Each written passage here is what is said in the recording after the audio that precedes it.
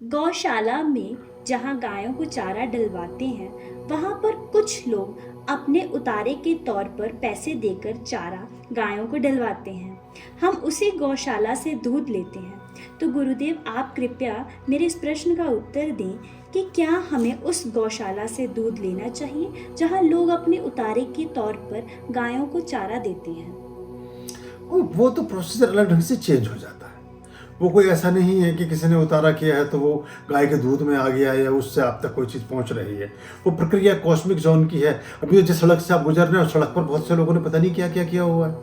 जैसे गंगा में आप स्नान कर रहे हैं, उस गंगा में जाके लोग पता नहीं क्या क्या करके आए हैं। आप जो हैं, अब गुरु नानक देव जी थे, उनसे पूछा किसी ने कि भैया मुझे गाँव में जाना है, तो उन्होंने मरघट की तरफ इशारा किया, जहाँ शमशान की तरफ इशारा किया। वो काफ़ी लंबे समय तक वहाँ रही भी वो गुरु नानक देव जी। तो और जब उनसे पूछा है कि हमें मरघट जाना है तो गांव की तरफ इशारा किया, बोले इधर चलते। लोग वहाँ जाकर के वापस आते थे। बोला आपने हमें बहुत परेशान किया, हलकान किया। हम उधर गए, वहाँ तो शमशान घाट था।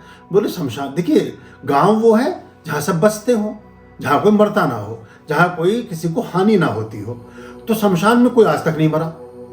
गांव में ही मरते हैं तो शमशान पहुंचते हैं। शमशान में कोई नहीं मरा आज तक। जितने भी दुनिया के शमशान हैं, उस शमशान में किसी की मृत्यु नहीं होती, मृत्यु घरों में होती है। तो वो तो है मरघट, जहाँ जब मृत्यु होती हो, मरने का घाट कहलाएगा मरघट। तो वो तो है गांव।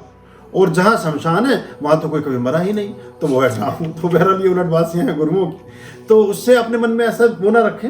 और अगर आपके पास में स्पेस है और आपके पास में जगह है और आप ऐसी परिस्थिति में हैं, तो अपने घर में ही गाय को पालिए। गोवंश जहाँ भी होता है, पशुधन जहाँ भी होता है, वो पशुधन समृद्धि का कारक होता है।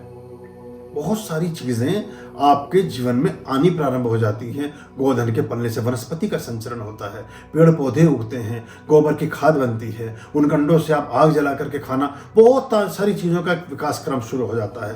और दूध अपने आप में एक ऐसा पौष्टिक आहार है कि अगर आपको बहुत सारी चीज़ें नहीं भी प्राप्त हो रही हैं और सिर्फ गोदुग्ध का ही आप सेवन कर रहे हैं, तो उससे भी 200 प्रकार की चीज़ें, मिनरल, विटामिन और ये सारी चीज़ें आपकी बॉडी को प्राप्त होती हैं। तो अब संभव नहीं हुआ चूंकि हम शहरों की तरफ भाग लिए, और शहरों में जब हम बसे तो उसमें हमारी महत्वाकांक्षाएं बसी।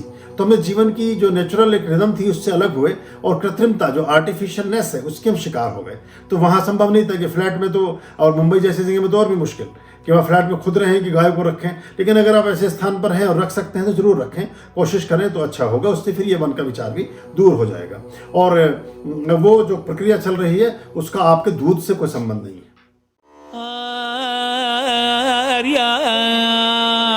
अभयाम भज रे चित संततम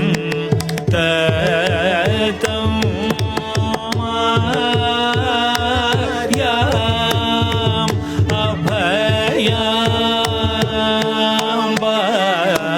भज रे